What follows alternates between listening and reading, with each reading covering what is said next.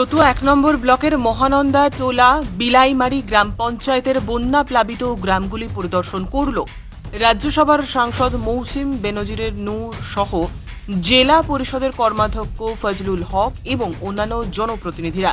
বন্যা কবলিত এলাকায় ঘুরে সাধারণ মানুষের সঙ্গে কথা বলে তাদের অভাব অভিযোগ শোনেন সাংসদ। সাধারণ মানুষের পর্যাপ্ত ত্রাণের বিষয়ে ব্লক ও প্রশাসনের সঙ্গে কথা বলে দ্রুত সমাধানের আশ্বাস দেন তিনি। পাশাপাশি কেন্দ্রীয় সরকারের অসহযোগিতার অভিযোগ তোলেন রাজ্যসভার সাংসদ। এ বিষয়ে রাজ্যসভার সাংসদ মৌসিম বেনজির নূর কি জানালেন শোনাবো আপনাদের।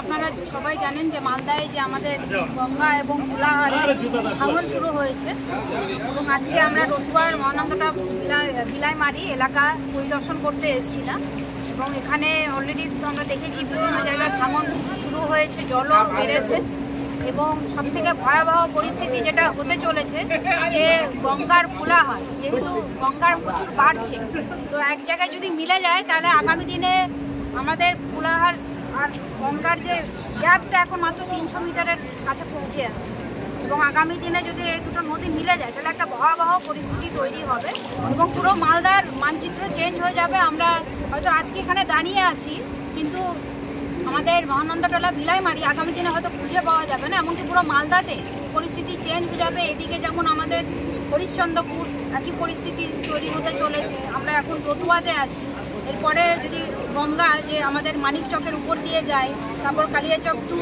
ওখানে কালিয়াচক 3, পুরো এলাকাতে আমাদের গঙ্গা প্রচণ্ড জল বেড়ে আছে। এই কথাটা আমি বারবার করে পার্লামেন্টেও তুলেছি।